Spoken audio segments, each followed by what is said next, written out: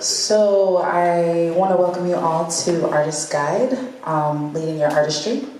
My name is Ysanne. I'm having this for us to make sure we have discussions about how we can move in our artistry, and I have a couple of guest speakers with us tonight. Tonight, our moderator will be DJ Michelle B.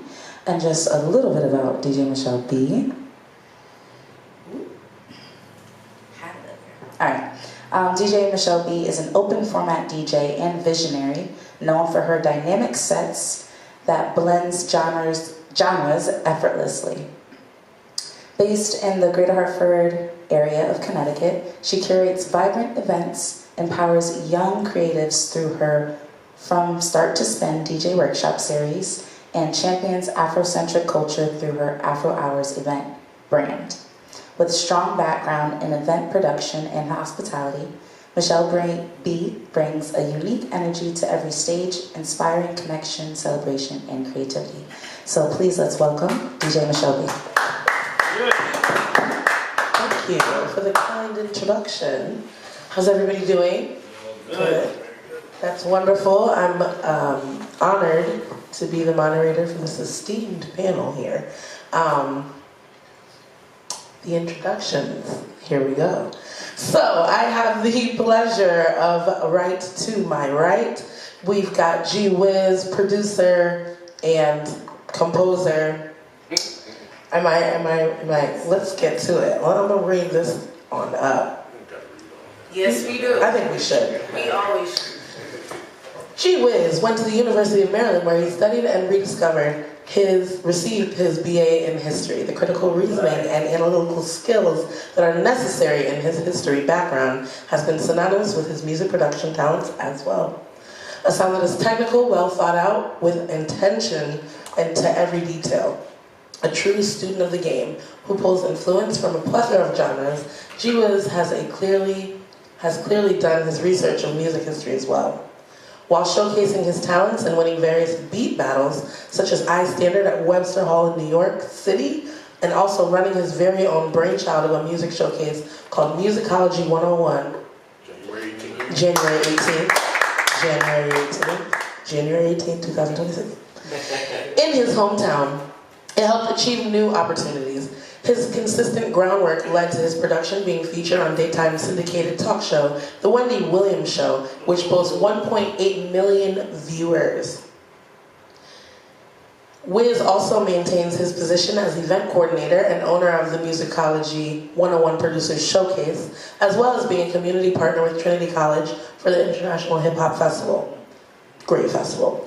G-Whiz also holds a seat on the board for Head Youth Music and Education Program and is also affiliated with Sony Music as a published music producer and composer. G-Whiz is repeatedly showing that his sound is here to dominate and innovate. You may want to keep your eyes on this wave. I love that. Give it up for G-Whiz, the grand wizard himself. Yes, to management. We love a good management, and we're going to talk more on that today for sure. The next person that I'll be introducing on our panel is Jerome Clayton, singer, songwriter, and musician. Thank you. And the bio goes something like this.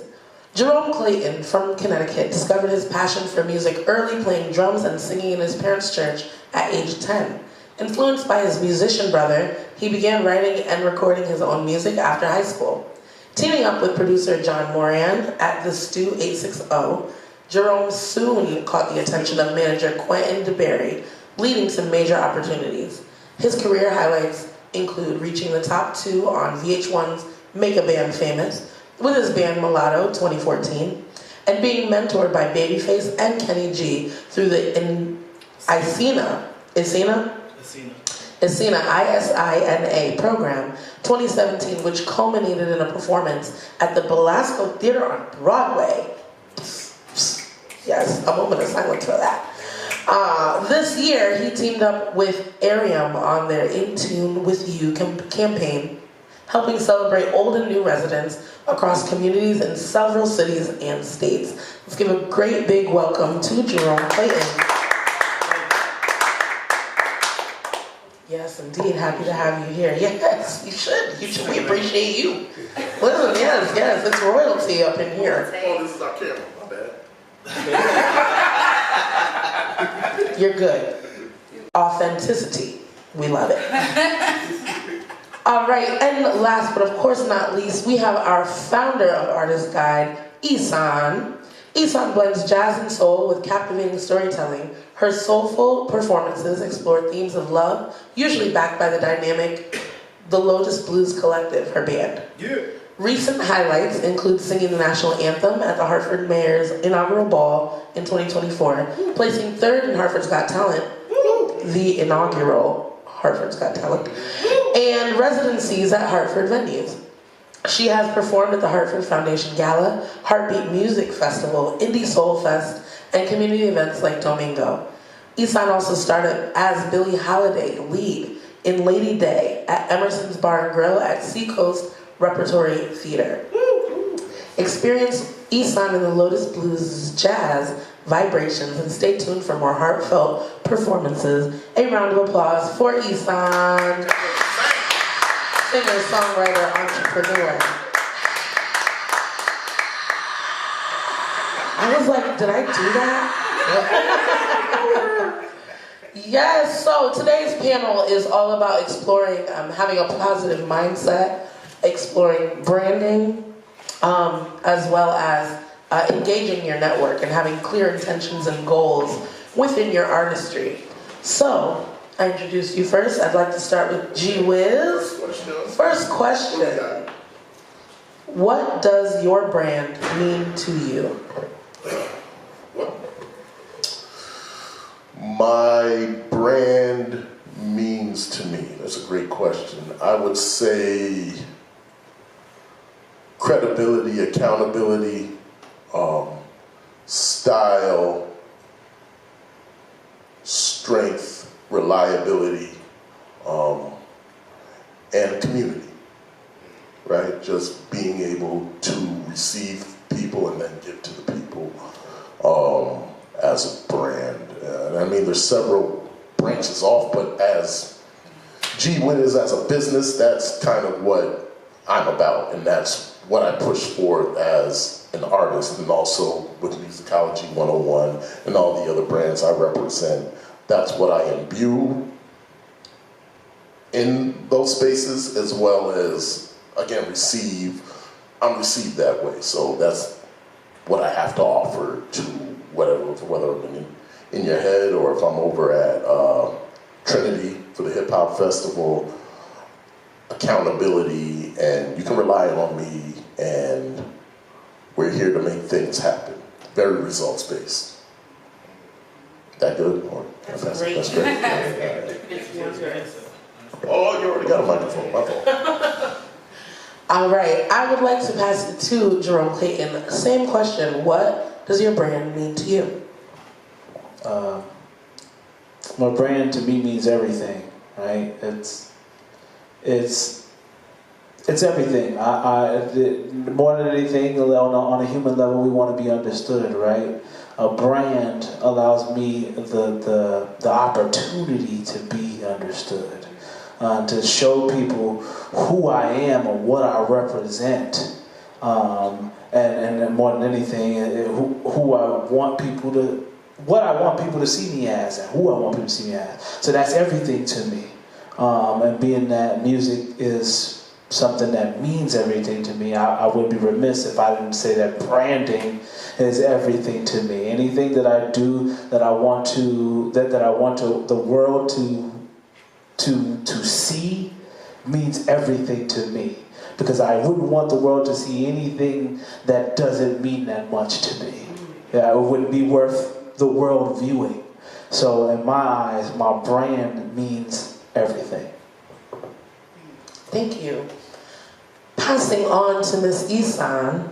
So if we have all these different missions that we want to make sure are a clear root of our brand, and we have different personality that we want to make sure is the forefront of our brand, how do we incorporate that into our business and still say authentic?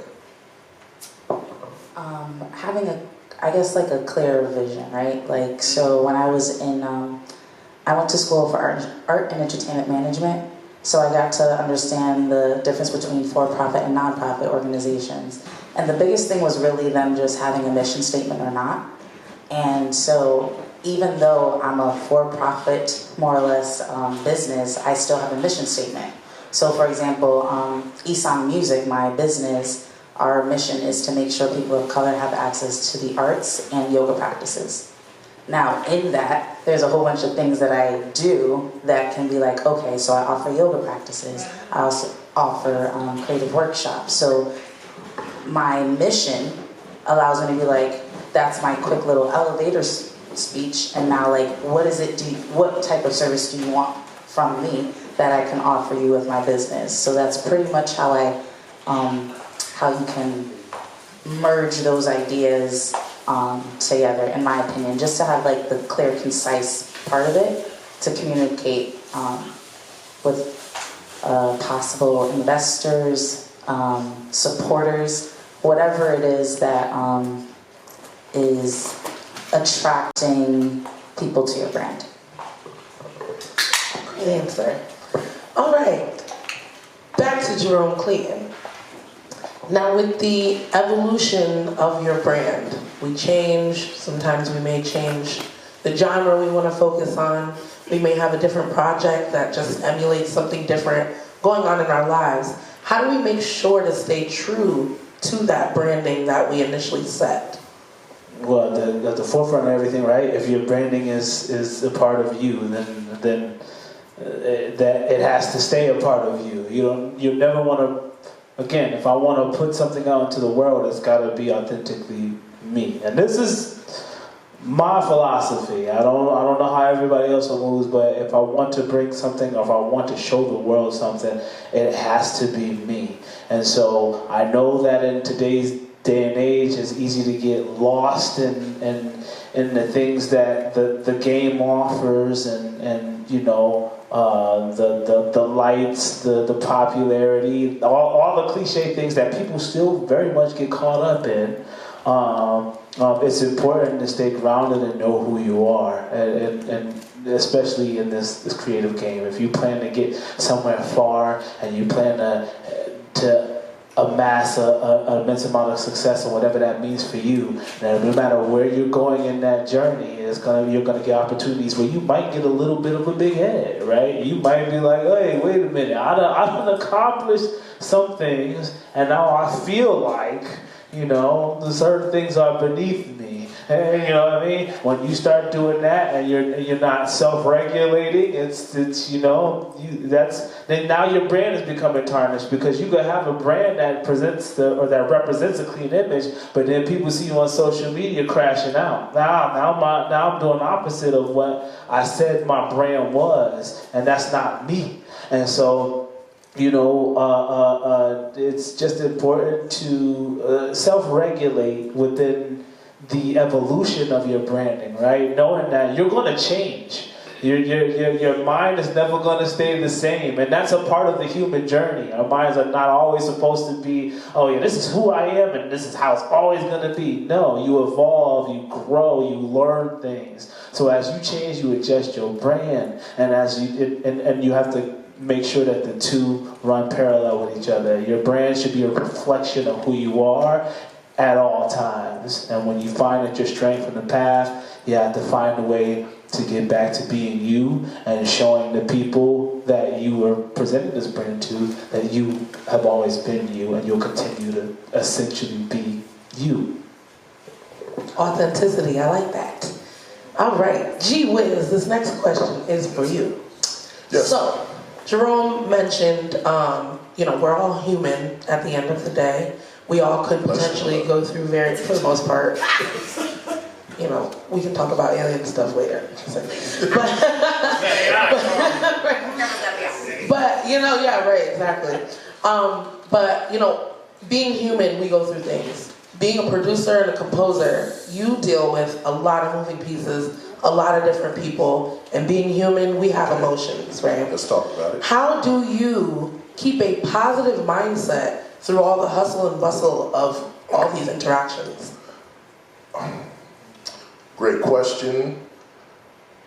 I guess there's no way around explaining that, but I think every real creative has a spiritual center, if we're all being honest. Like, we wouldn't be able to engage in what we do if it didn't come from the spirit naturally.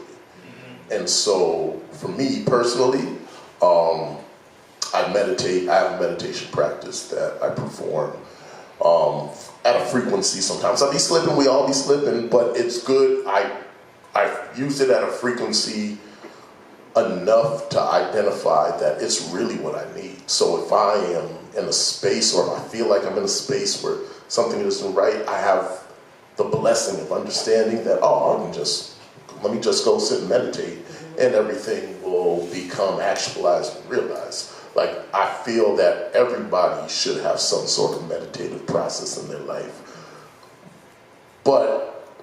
And if you don't, or if you don't prescribe, because understanding spiritual practice, you understand that people just don't sound like some hippy-dippy whatever, and that's cool. That still doesn't mean it's not available to you, because it always is. But I would say for folks at Lightman in general, always at a certain frequency, that's up to you, interface and evaluate what your values are as a human being. Because you'll recognize, like, with growth comes changes in your values. Like, when you're a kid, you just don't value things the same as you're an adult. However, if you're not engaging in that practice, and when you finally do as an adult, you'll see, I'm valuing things like I was a child. I don't need to anymore, right? And that's what keeps my mind straight. And I'm thankful for when people say now, whenever they come and sit down with me for a session or to record or to work our way through music, it's always a calming space, because I just don't get too up unless something gets me too up, and I don't get too down unless something gets me down. And I know that my space, my creative space, is a place to explore all of that. I like to start all sessions with a conversation. And that conversation takes as long as it does until we get to the thing, but that gets your spirit kind of revolving around and churning and ready to go. And as soon as you touch the mic, we're working on something. And then we'll work through it the way we gotta work it, but good conversations of any nature. A lot of artists have difficulty checking themselves in at the door because you bring a lot with you. And that can be okay, because some of the best music comes from experience. All of the best music comes from experience of some type or some sort. So yeah, that's the kind of space I try to encourage and promote. Keeps you positive. But to be real, my brother, if it's negative, all right, let's talk it through if we can get through it. But if we can't, mic's right there, bro, let's go. Let's figure that out too, you know what I mean? And some of the greatest music comes from there. It's real, it's authentic, there's integrity there. Like, you can't fake it, you know what I mean? It's real, it's ethereal, it's primal. And all the greatest music, in my opinion, comes from that place. I mean, maybe we kind of shave away some of the strands on the sides to make it complete. We always do, but that's where the best music comes from. I think I answered the question. I tried to. You did. I tried my best. You did a great job. Take my best. I'm going to pass it over to Ysanne. So, with that same question, it pretty much sounds like we're leaving space for negativity to enter the right place in the right time, right? And turning it if needed, but turning it and leaving space to make it positive however we can, channeling that energy. So in your craft as a singer-songwriter, it's kind of similar, because you're in this, you could be in a sad space, you could be in a happy space, you could be in whatever kind of space, and you're writing. How do you keep a positive mindset when you are pulling from those negative spaces? I look at it as a release. So it's just like, yes, it can be really, that's why we do our craft, right? To like release and to like, I do my craft to release and to be a testimony, because I know my testimony is going to be valid for someone. It's going to touch someone in some way. So I look at it as a release. And like, yes, it's hard. And I say this all the time. My friends definitely know. I say that the storm only lasts so long. Like the storm isn't going to last forever. It has to stop. So it's just like, I'm going to go through these emotions. I'm going to go through this because I have to feel this. And like, just to what G-Whiz was saying, like, let's put that on a track. Let's like put that, if you can. And if you can't, like write it out. You know what I mean? Like you have to process it, because if we keep these things in, it's going to actually eat us up inside physically. And like being a yoga teacher, like when you hold things in, it just starts going in different parts of your body. And it's like, you have to release. So, yeah, I just look at going into that to like you have to release. Just like what Wiz was saying, like you go into this, regardless if it's happy, sad, or whatever, there is a moment where you do need to have silence. A calm, like, okay, what is it that I'm doing in this moment with these people, or with this beat, or with this emotion?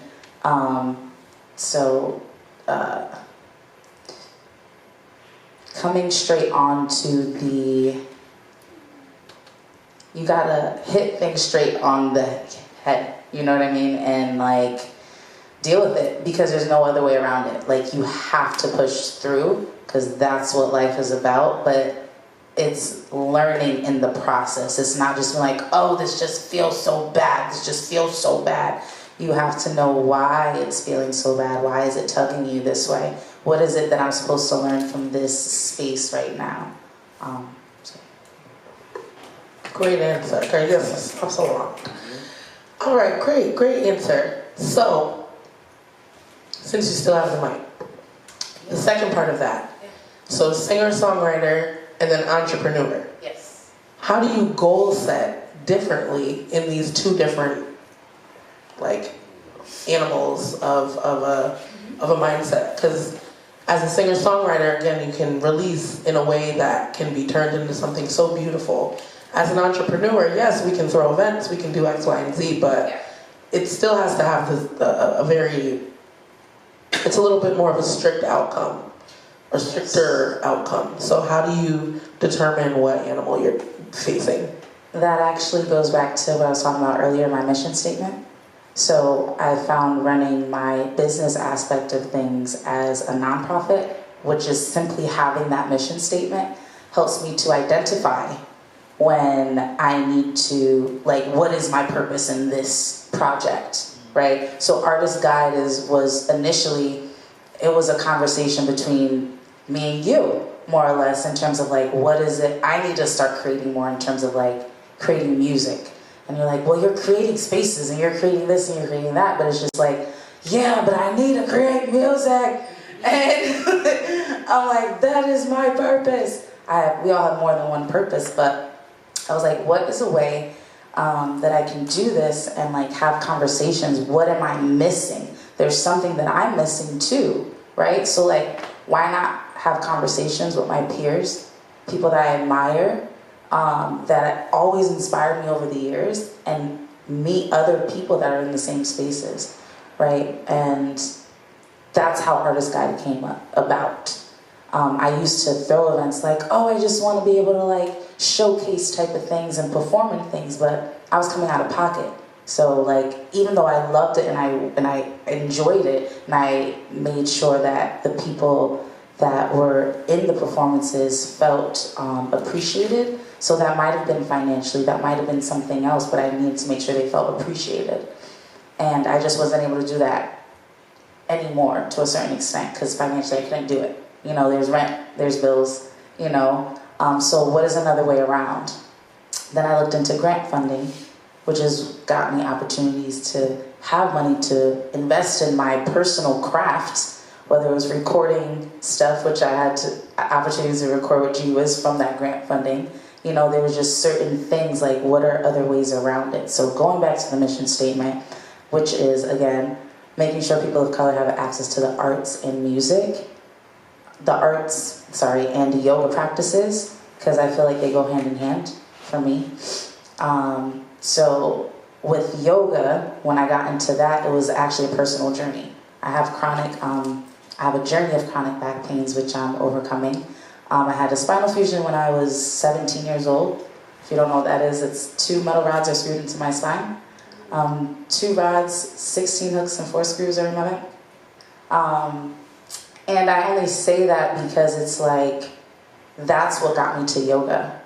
And that alleviated the physical body, right? For me to focus on this other gift that I was given vocally, to connect with people that are in the same spaces. So I looked at that in another space, and I was like, oh, I can breathe deeper. Like, there's just other things that I learned in yoga practices that enlightened me on my creative side.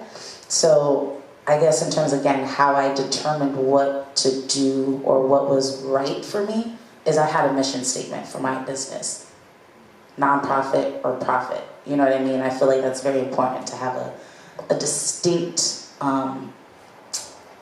vision of what you're going to do. And that vision or that mission can just be this one sentence, and then, all right, how can I get that mission completed? Do I meet with these people? Do I invest in more my crafts, equipment, people, whatever it is? You know, that mission allowed me to determine what that was. Okay, so Jerome, piggybacking off of that, she spoke about having a clear vision, and earlier you were saying how pretty much with your branding and your mission, it's always going to be authentic. You're evolving it from a very rooted space that's very specific. So the question is, how do you know when it's time to readjust that initial mission statement or readjust that branding in order to elevate you? How do you know when it's time to reinvent yourself? So like, basically, kind of like rebranding, right? So sometimes, for example, I may have one brand and the niche that I'm really wanting to work on and expand on has nothing to do with that brand. So the mission is still the same, but I'm rebranding so that I can focus on this second project or venture. Like, how do you know when it's a good time to rebrand or readjust your branding? that's a good question, because sometimes as a creative, things pull on you in many different directions. And so, you know, for a couple of months you might feel like, oh, all I want to make right now is 4 to the floor music. And then over the 2 months later, you're like, you know, I'm feeling some hard shit. I want to talk about some street shit. And then you know, and so you're a lot of times your creativeness pulls you in different directions. But you know, when you're talking about your brand is something that is universally accepted. So you have to make sure that the image of your brand still speaks to that side of you, so that it's not such a big jump. But every now and again, sometimes you're so fixated, or it might have been in a certain way of thought for a long period of time, and you no longer think that way. It's important to look back at what your brand is, look back at your mission statement, and go, okay, does this align with who I am now? It's that constant reevaluation, or maybe that annual reevaluation when you're like, okay, new year, let's see, how do I feel this year? Does this still ring true to my life, or have I developed something new, or have I found something new that might have changed the way I see something? And that is okay. Your brand is always something that should ever evolve, but again, it's still authentically you, because as a person, you are always changing. And so people that really, quote, for the lack of a better way to put it, fuck with your brand, understand that this person is not always gonna be the same person. I'm gonna grow with them. And you have to realize that the people you started out with sometimes won't necessarily see the vision of whatever your brand is, and that is okay too. It's your brand, it is your vision. So understand you're always having that always having those self-regulations, that self-check. You have to do that annually, especially if you're talking business. If we're talking business, right? Because a brand is a business. I gotta do things on a 3-month, on a 90-day, 6-month, and then at a year. You know, I gotta look at it in the fiscal way, if you will. So, and in that way, I can see how I want to move forward within my business and my brand. So that's kind of how I would do it. If I'm looking at things from an entrepreneurial standpoint, I'm just wondering, I'm reevaluating. Okay, what is my brand year over year, and I have to make sure that what my brand is aligning with who I am, and keeping that in check. Do you feel like that reevaluation period can become overwhelming? Yes, because as a creative, your mind's always changing. Mm-hmm. Your mind is always changing. Or you might develop a skill where you're like, oh, I'm actually really nice at this. And everybody's like, yo, you know what you should do? You should start doing just this. And then you're like, oh, man, I probably should start doing this because I'm getting a lot of reception from it. But do I really want it? So, you're always being pulled in different directions, and that's okay too. But understanding who you are as a brand means, having a broad statement that covers those times where you're like, hey, I'm the kind of person whose mind changes. And you can make that establishment through your brand and what you're doing, and people will see that and go, well, I like him because he's never, or I like her because they're never just dead set in stone. They're open to new ideas and open to revamping how they are. And there are plenty of artists in the industry that have done this and been majorly successful. And not for nothing, as a black artist, you're constantly reinventing yourself. Okay, so it's something you get used to doing a lot. It's just, okay, well, how do I fit that into the branding? How do I get the masses to be on board with just who I am? You know what I mean? And yeah, I think that's it. Making sure you always reevaluate.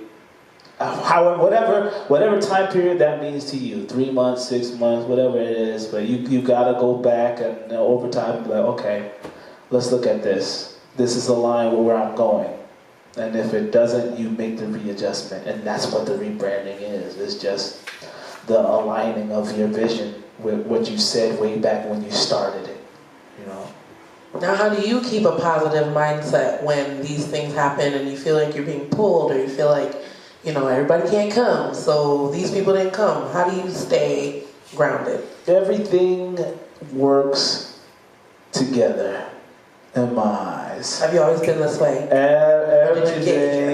Everything. I've always been this way. Everything works together. So even in the turmoil of your life, where things ain't aligning and all of that, that's a part as a creative. It is literally the meat and potatoes of your story.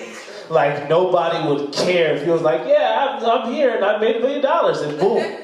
You know what I mean? Like, nobody would care. But it's like, yeah, one time I met this person and they robbed me, but actually I met his cousin, and his cousin actually got me my money back, and this, that, and the other. That's the kind of stuff that people are like, whoa, they went through all of this stuff. So you have to realize your journey, that it's everything within that makes what you're doing make sense. And so even when you're not operating directly in your gift at that particular point in time, you are still moving toward the goal, as long as your mind is stayed on whatever it is that you said you wanted to do. So don't fret if you're not necessarily moving and you're just standing where you are right now. That's fine. Sometimes that's all you're going to be able to do, is just stand where you are. But you're going to be able to, when you finally begin to move again, you finally begin to start, picking up that pace, or you begin to run, you'll be like, oh yeah, I remember the time where I couldn't even move. And somebody's going to be like, well, tell me about that time, because right now I can't move. You know what I mean? And so I always, no matter what it is that I'm going through, I know that at some point, I'm going to be able to tell somebody else that, hey, it is the time where I was fucked up out here. Like, I really was, for the lack of a better way to put it. But you know, it's that keeps me just going. I don't know. I'm just crazy enough to feel like everything is just gonna work out. I don't know. You gotta be a little bit delusional, I'm sorry. A lot of it. You gotta be a little bit delusional. You gotta feel like, yeah, I'm the one that can do this. This is me. And all of, and when people tell you, well, I could have never done that, that's you right. Exactly. Because you not me. I'm the one that's why I'm doing it. You know, that's why I do this. And so, and the crazier you look, I promise you that you're on the right path. If you don't look crazy to people, you're not going hard enough. I promise you that. I'm crazy radical about what I believe that I'm going to accomplish in this life, and there is nothing that will happen to me that's not supposed to be a part of the story. No matter how painful, no matter how deterring, no matter what it is. If I believe that I'm supposed to be doing it, then everything else is just, okay, cool. If I got to go through it, and I pray this prayer a lot, but I mean, if I got to go through it 1,000 more times, then so be it. This is the path that I chose, and I do not regret the path that I chose. And that's just me. You gotta evaluate what this whole thing means to you, right? Yeah, I'm not saying you gotta bleed and crawl on the ground for all this, but if you want it that bad, you're probably gonna have to. But if it's something it makes you feel good, then that's what it is for you. But understand what it is to you. You know, that's the first part. But that's how I stay positive. I believe that it all is gonna work out for me because I'm crazy. Shout out to a little Delulu. We like it. All right, G-Whiz. So, yes, I want to take us back to like the origin of the brand G-Whiz. Back. To not Cali, just childhood, maybe a little bit. Child, oh, snaps, hold up. Go back. Listen, because I know you came from a musical family. Okay. Right? Okay. So, ish. My father. father. Fast shouts to DJ James Gregory. Yes. He was my father, so I grew up with records in the house. I was very fortunate. My older brother, G Squared, also a DJ. And that's funny. 5 years old, that's when I learned how to DJ. I was so scared. But that isn't the question. Go ahead. No, I did. That is the question? No, it wasn't the one. But I like that. You know, I had to make sure we were on the same page with these family members because I thought I knew, but I knew. So, but yes. So in the earlier days of 5 years old DJing, right? Did you already have like a vision for what G-Whiz would look like today? Hell no. When did you get anybody else that? who says they did, they are liars. Dang, when did I figure it out? I mean, again, DJing was just something that my father did, and I just really liked music. And I learned how to DJ. I mean, I was on the radio when I was 8, and I was DJing in clubs when I was 11. So it's a very charmed life that I started leading that developed a maturity in me at a very early age. Like, I was in the enlisted men's club. I was in the Elks. I was in what you call it over there in the downtown in London, RD86 it used to be. But yeah, I was just in clubs DJing as a kid because my father worked several jobs and there were DJ booths and he just and spending a party, it was me. Or one of my brothers. But yeah, so developing that being said, once hip-hop became a very real thing, because my father was a house DJ, and so I like to throw people that curve. I love house music. Yeah. I love house music. And I can put it as easy. Like, producing house music and EDM and up-tempos, it's easy for me. I always, like, sometimes I need to jump out of myself and jump into that to stay creative. But it was around hip-hop, growing up, the DJs were the producers, at least in my eyes. And that's how I understood it. So that was going to be a progression at one point in my life. And once I got to college, and fast shouts, go Terps, College Park, Maryland, University of Maryland, I just met so many people. Shouts Kev Brown. Shouts to Kev Brown. If you don't know who Kev Brown is, look him up. But before anything happened with him, I was there. Peter Rosenberg introduced me to him because he was my PD. That's what kind of charmed life I'm talking about. And Amir, I met him through my man Quartermain. Was just on the couch. Amir is Odyssey. But you know what I mean? Like, all these cats was around. I went to Touch the Jazz Studio. I was like, no, F that. I was just telling the story earlier today. I was like, F that. I'm gonna break this bank and get this MPC because Kev got one. And that's when I knew, it was probably about 2001. That's when and all them beats was whack in 2001. Let's be clear, they were super whack. But that's when I broke the bank on buying my first machine. They was Cheeks McGillicuddy. I promise. They were bad. And ironically, they could stand up with some of what's going on now. But that's a different conversation. The point is, and to answer your question is, that's when the idea of creation from that standpoint started, and it was influenced by watching others. And I guess my whole life was influenced. I learned how to DJ from watching. He didn't teach me. I just was there.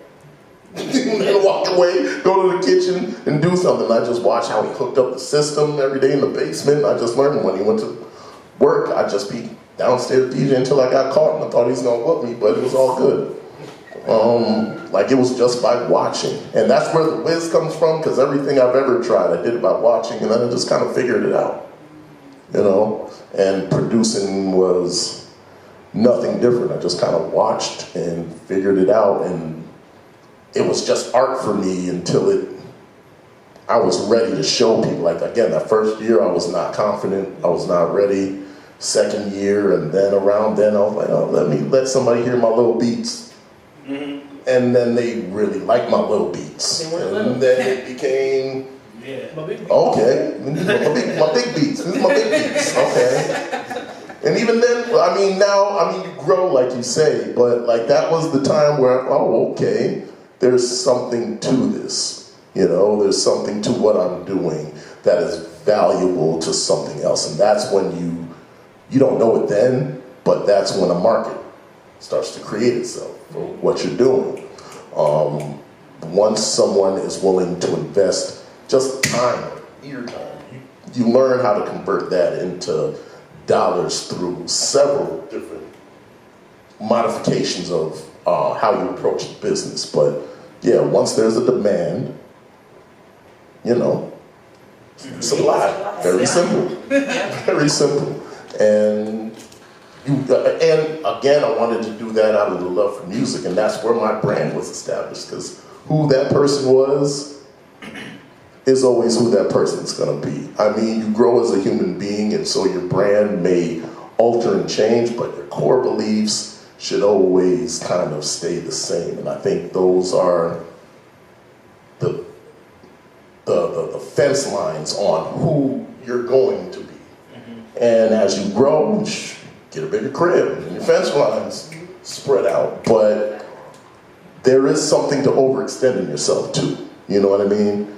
Like, I think that comes from influence legitimately, earnestly, and honestly coming from you.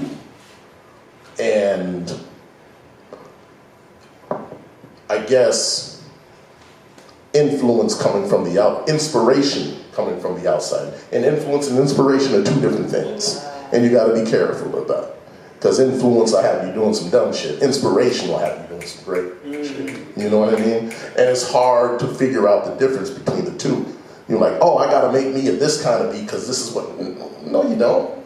You gotta make you a this kind of beat because you're inspired. Like, wow, how can I do what I do and marry it to this style because I really dig it. You know what I mean? That's how you stay yourself and continue on your journey. And your brand is integrity. You know what I mean? Brand isn't aesthetic so much. It's more, what do you stand for? What are you providing? And what are you giving? What is the service that people should expect from you? And that's you know, kind of what it looks. I guess maybe not aesthetic, but it's kind of what it looks like. But it's what it's rooted in.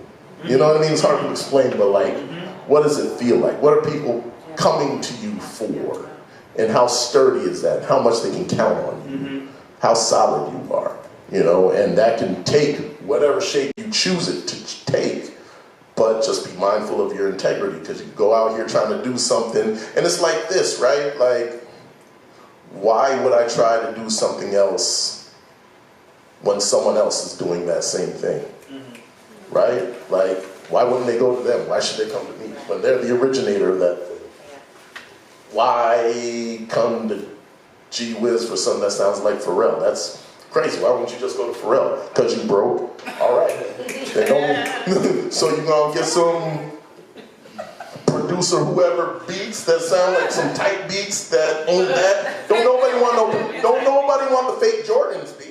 Like, why are you, so now you're making fake Jordans now? That's what we doing? No, like, you gotta be mindful of that. And that's what, oh, chill out. These are the Adam Levine's, Daddy, yo. You know what I call them that? Maroon 5.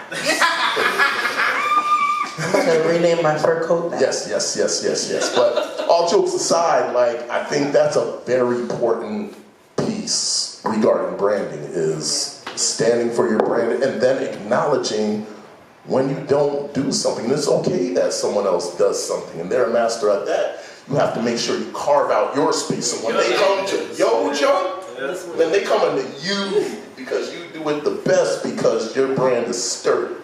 You see what I'm saying? Yeah. Accountability, consistency, integrity. Yes. I think those are probably my top 3 to make sure that I keep my branding outside. Because I think that aesthetic part that you were kind of referring to is the social media, the like, oh, you always wear yellow, you always got beehives, you know, that's the aesthetic, but there has to be something behind it. There has to be and then, some consistency. And you got to understand, brand should reflect who you are, but it's not who you are. And there's people counting on your brand. Like, why is she wearing red when she wears yellow every day? Come on now, what's going on? You kind of got to prepare your audience for the red. You know what I mean? How do you do that? Like, we gonna transition over here. Let me know what y'all feel about it.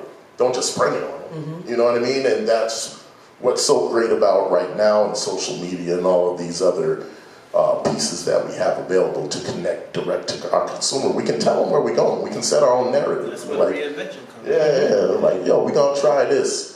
Y'all holler at me, what y'all think?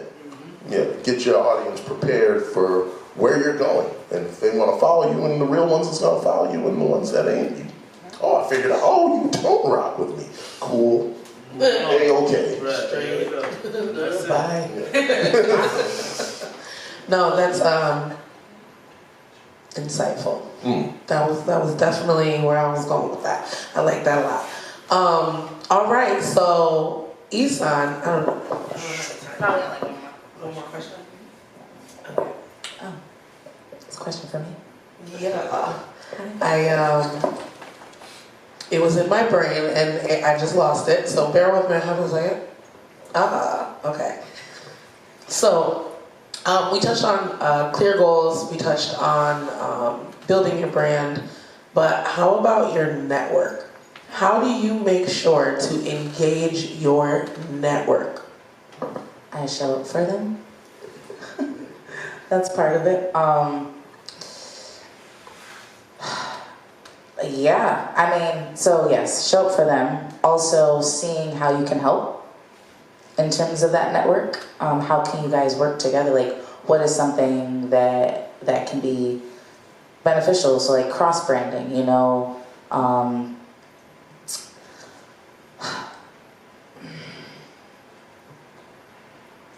I guess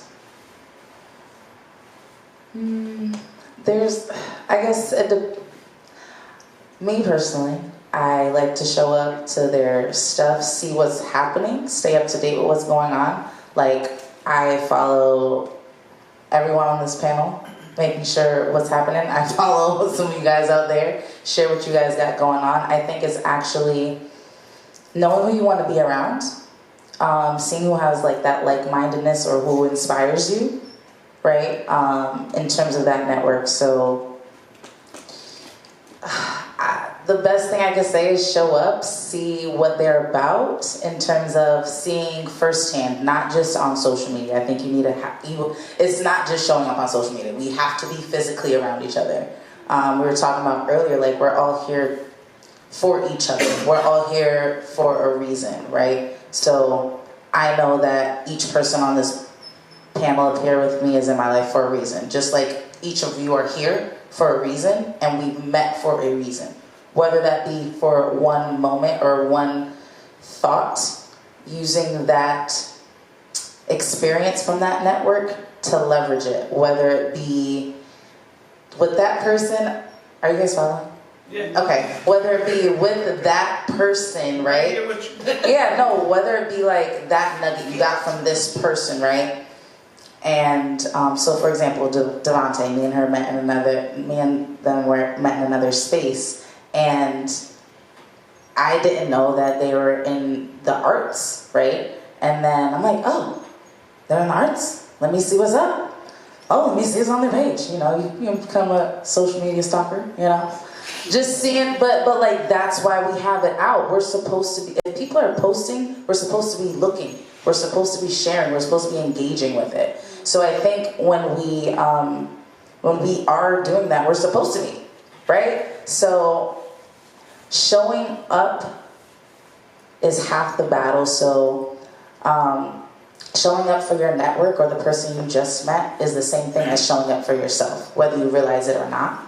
And taking that step is the only way to find out. Because I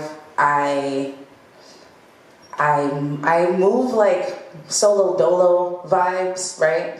So like I'm always in and out of places, and people are like, you're everywhere. I'm like, no, those are places that I want to be. Those are places that inspire me, that I see the vision, that I see filling me. I don't have to be the person on stage. I just want to be filled by the arts, by what have you. So that's why I say over and over again, like, someone sharing their testimony fills me, right? So I have to do the same thing. Because over the years, whether I sing a song that I wrote or not, it's moved someone, and I know that because they've come up to me. And because that happened once, I'm like, yo, like, this is what I'm supposed to be doing. And then it happens again, and then it happens again, and you're like, oh, well, this is my reason, so let me keep showing up for them, because I'm showing up for myself at the same time, whether you realize it or not. We were talking about musicology earlier, like, I will show up for musicology. I will be the only person. I will what? No problem. Don't say that. Listen. We help set up tables. We was already setting up chairs. We're there. But it's just like there's that authenticity that I've seen in my network spaces. So I'm gonna show up, and if I can't show up, I really can't show up, and I'm still sharing things with other people, whether you realize it or not. And I'm not gonna be like, yo, I shared it. I'm not looking for recognition, and I think that's also another thing in your network. Your reason for networking can't always be for recognition. You know what I mean? Like, it can't be for recognition. What is the deeper reason that you're showing up? I get healed from the arts. That's why I show up for my network. So. Great answer. So I know we're wrapping up. I want to pose the same question to the both of you. What is your best way of engaging your network? So, network. How do I, could you run that question back, because I want the specificity to hit me. Yes. How do you engage your network? What is your best How do I engage my network? See, I'm blessed in that my business alongside the G-Whiz brand is a networking event. So it kind of comes standard, but with that, networking to me, dovetailing off of what Ysanne said, it's never been anything but creating community. Yeah. So, and creating a space for creatives in particular, but for people to emote through their creativity, just people to be around like-minded people, because that is the way that the best stuff happens for everyone in the community. Is when we're sharing, and I encourage at every musicology, I'm encouraging artists to come through, post up paintings. I gotta cook. Shouts to Chef Coop, gets busy, but everything is, and everyone is an artist of sorts. And like off-camera conversation, musicology was always the best when all the disciplines were represented in the building, like models, designers, traditional artists, sculptors, all like, yo, I'm going to musicology tonight. You recognize how I didn't mention anybody from the music community? Yeah.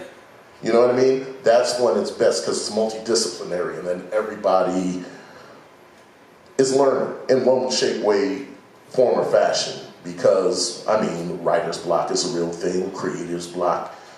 Like, there's so many ideas to share that help each other, even if you ain't making music. Like, someone's like, damn, I don't know what to create today. So they come out to a music show and like, all right, thank y'all for filling me up. I got to go and get to the sewing machine. Because now I'm inspired.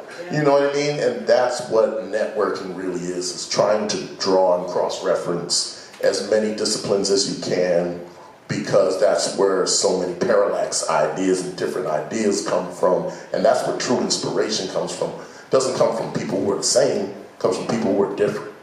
That's where you get inspiration, because then you see something for the first time, you're like, oh, snap. And there's a little bit of challenge in musicology. You know, there's a little friendly competition, especially up on that stage. There's like, all right, I'm gonna tuck this little joint in. I'm gonna play this joint now. I'm gonna play this joint. I'm gonna see, you know what I mean? But that steel sharp and steel attitude in a safe place that isn't so oppositional and bad. Like, I'll run a battle, but that's not really coming from me. It's crazy. As many heads, I'm sorry for all the heads that got knocked off on my way to where I'm at. But I don't prescribe or subscribe to battling. I think it's a good way to get where recognized and acknowledged for what you do, but at a certain point, I don't know, that just that energy gets weird. For me, it just got weird for a while, and I had to stop, and not because I lost, never lost. It's just because of people's response. And it's like, okay, my showcase is dope. Let's continue to provide platforms for people coming up, but also pulling on the coattails of people that I know at wherever I'm at that are, you know, accomplished, and bringing them down to folks that I know from around the way that are doing well, and cats that are doing well. First coming up, and then creating that sort of, you see what I'm saying? It's interdisciplinary, it's multi-generational. Like, that's how you really create a good, solid safety net. Solid safety net. And that's where the best stuff happens. It works for me. All of that low-key influences G-Whiz, the producer, as well. So, yeah. Great answer. How do I engage my network? Identify and invest. I have to identify who is within my network, right? That is who rock with me, who's showing up for me. You know what I mean?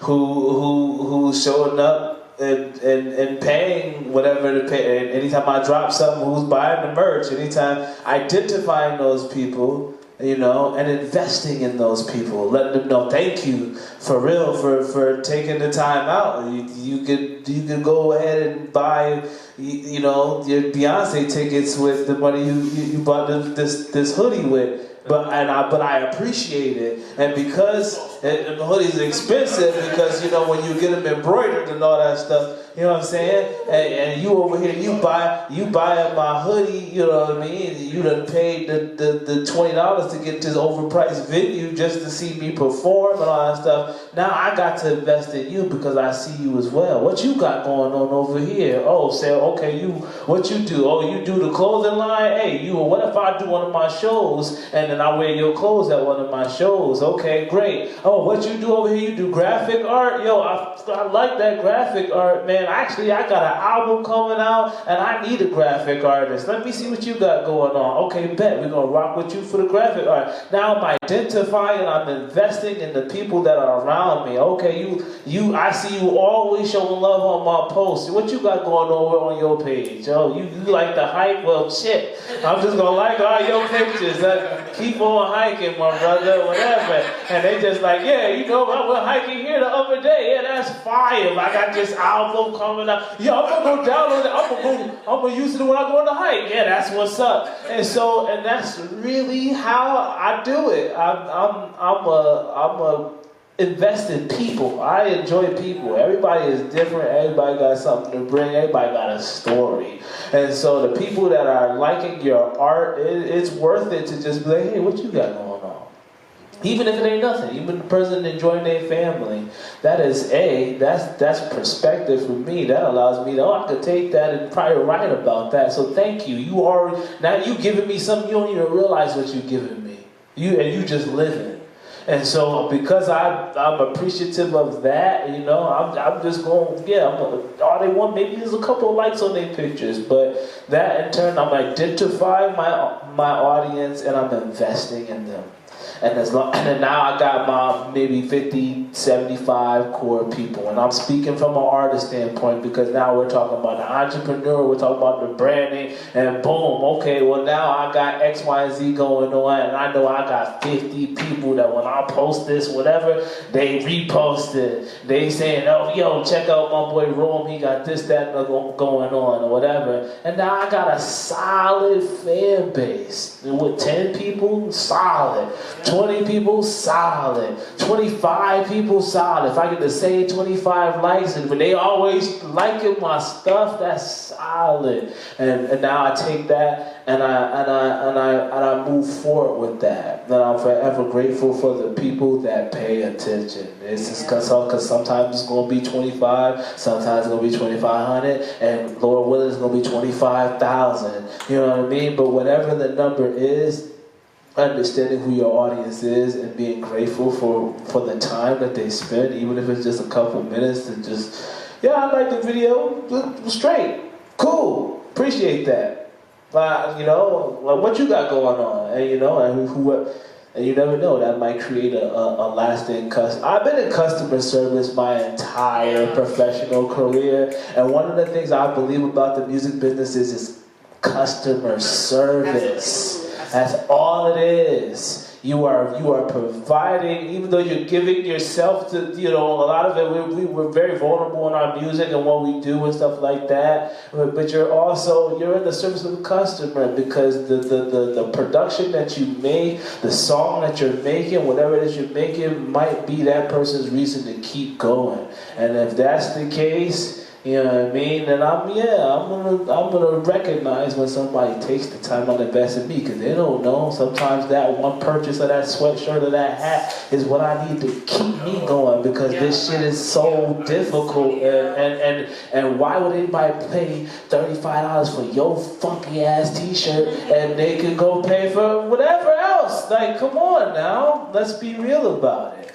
Identify and invest. You know who the people you are serving are, and continue to invest in them, because then they gonna go tell their friends. That's funny because I just spoke with my man, my good brother I haven't spoken to in a while. Just hit him about the blue, but he's an artist, amazing artist. And there's a lyric he says, it's so dope. Listen to this. He says, "Every given handshake can turn an unfamiliar one into a fan's face. And they can tell their mans about the music and the movement. Now fans fill up the landscape." You see it now? That's fire. And that's really what it's about. And that what you just dropped, really like connecting, that's the beauty of what we have. Again, that direct-to-consumer contact, it's available to you. So go, like, you gotta happen in real life, though. You know what I'm saying? Like, online is cool, and that's a good way to communicate, but you gotta happen for them in real life. And once you happen for them in real life and they see you eye to eye and you're a cool dude, now if you're like, you know what, maybe I will give him $10 if you do something. You know what I mean? And 100 people don't sound like much, but 100 solid people, that'll give you $10 a month. Let's Do the math. Do the math. Listen. Now your rent paid and you can do something else. That's what we said. That's. But I'm sorry to take from you, bro, but it just came to my mind. Love it, and that's all we're saying. That's all. That's what it was saying. That's all I'm saying. And that's how you I'll land my plane right there. No, it is. That's exactly how it is. I love that y'all all shared about engaging with your network in very different kind of ways. If I may, I'm going to share really quick because I have supported each and every one of y'all as like a random person that you didn't know first. And to sit here, I'm like, oh my God, am I fangirling a little bit? Because I might be. Because Ysanne, I definitely fangirled. That's how we became friends, I'm going to be honest. You know what I'm saying? Shoot your shot. I don't care. Like, whatever. I was like, oh my God, I want to She's just so cool. I'm just so like inspired because her show literally moved me to tears. But it's because I wanted to show up, so I did. And I was like, oh, we got to be friends. We have the perfect mutual friend. She's probably not crazy. That's it. You know what I'm saying? It's You were almost right. You know, it was just so genuine, you know? And with musicology, I've always wanted to be a producer. You know what I'm saying? Literally always. It's the stage fright and all that, but you provided a new space for me to see, like, oh, maybe I will sit up there one day. You know what I mean? Because I genuinely just showed up and I was sitting in the back before he knew my name. This guy hopped on stage and started doing runs up and down the daggone stage, and I'm like, how do you sing like that? How do you sing like that? Now we gotta be friends. So it's just like, you know, of course it's not just like, oh, I need to be your friend because of this, that, and the third, but now I've been able to open up this connection with somebody who genuinely is doing what I can see myself doing or what I can see myself enjoying. And that's just like another part of my network. I gotta be better with social media, but I'll show up wherever I can if I see your names on something. So, I appreciate you, sister. hey, listen, I appreciate, because y'all support me in return now, you know, I'm a DJ now. But seriously, you know, that's genuinely how you build that network. You have to show up with a genuine intention, not trying to take from somebody, not trying to like do the same thing that they're doing, but when you show up with a genuine intention, all the rest can come together. And I think the inspiration over influence needs to be a shirt. Yes. So, yes. I will buy. We can just make it. See, now that's happening. Let's get to it. $75. $75, y'all. If you weren't in this room, it's $7,500. But no, I thank you all so much for being here and sharing about your brand, about your network. I hope to see some amazing things coming from y'all soon. I know I always do. January 18th, was that a proper date? It is the working date right now, but it's definitely happening.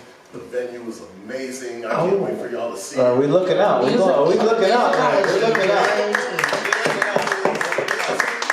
But stay tuned, Fat Shouts Martin Luther King for helping us get here. But yeah, January 19th is birthday. January 18th is. We love it. You know, stay tuned. Proper. Yes, indeed. Go, say your thing, man. Oh, I just want to say, I want to give a big shout out to Ysanne for putting this whole thing together. You talk about identifying and investing in your network, and that's what she does, right? I might not be mistaken if we're all connected in here because of this woman right here. So, you know, I mean, she always hits me up and she's like, hey, I'm doing a gig here, you want to play drums or something like this? She's always thinking about me, and I really appreciate that. And you know, she's not somebody that, you don't come by people like her in this life, you know, very easily. So I gotta tip my hat to no matter how big or small the event, you put your best foot forward, and I love that about you. So I gotta give you your props. I gotta give you your flowers. Yes, a round of applause for Ysanne.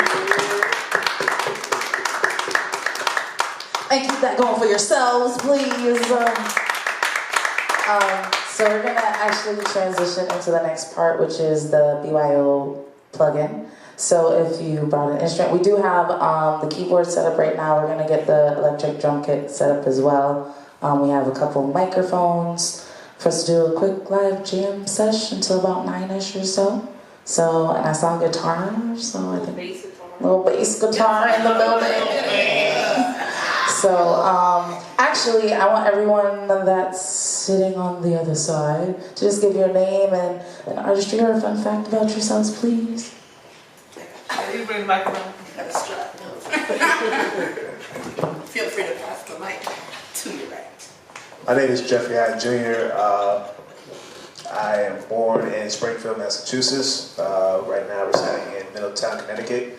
I am a drummer who has been playing for the last 2.5 decades, going back to middle school. Currently, I am playing for my church as a drummer for Wesley United Methodist Church. Just finding ways to just keep the music going. All right, love to hear it. Hi, I'm Devonte. I perform under Dear Devonte. I spend my time doing too many things. I just came back from doing a market for my art business I started this year, and I thank you. I really am trying to tap. It's like once you get one thing started and rolling, now I'm like, okay, I want to get my music side going with that too. So it's like I have my own songs. I'm going through poems and stuff, and I've been really wanting to connect with people. I've seen this event and reposted it a bunch of times in the past, so I'm so happy I was able to come here today. Awesome.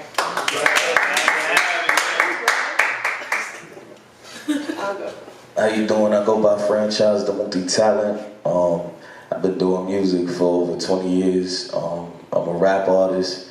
I am not a singer, I'm a rapper. But if you catch me, doing karaoke and stuff like that, you know what I mean? So definitely, I'm gonna be having way more music coming out, a few features dropping soon, and my own project dropping. You know what I mean? It's about that time, so 2026 I will be dropping, a few EPs. I'm not gonna say a few Next, I'm Courtney. I like to sing for fun, like karaoke. All right. I think harmonizing I do very well with, but I'm not a singer like you. But yeah, I can just harmonize or something. But no, I really appreciate this event and just like to have a good time. So. All right.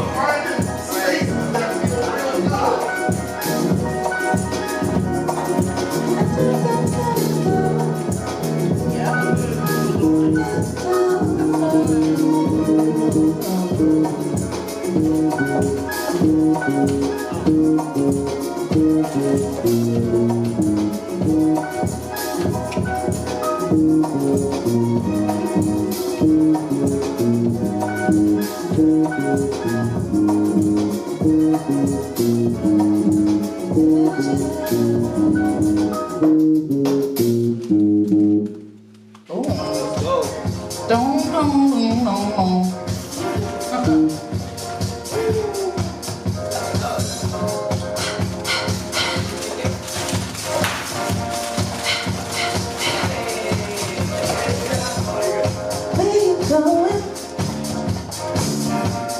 want you here. Where you standing? He said no over here. I'm saying, ooh, baby, right here, baby. Ooh, baby, and there.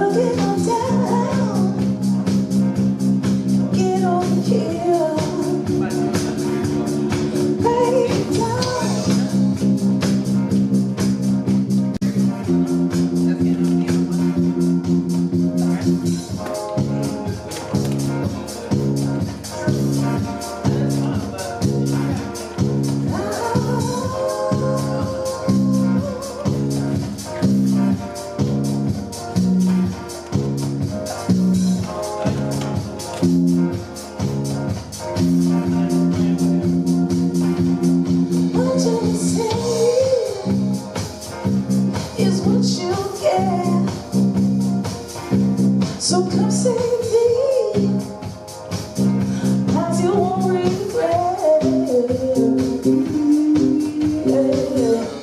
Those parts. That's what I love about house music. The space is just safe. It's about tone and feeling. Just go. Let the music carry you. Look at your job. Oh, that's Don't go nowhere now. Yes. Get on the mic. Get on the mic. First of all, you remember? First of all, you remember this week? The choir, our teacher's name was Miss Week. Miss Week.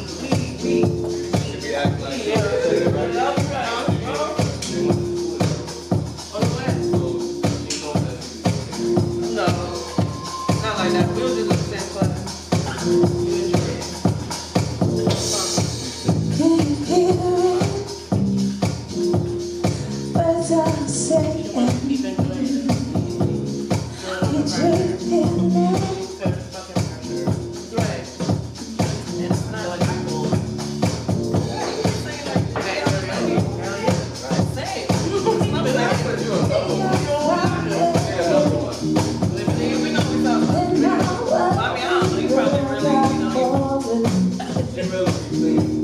Because they're blind and they're sorry.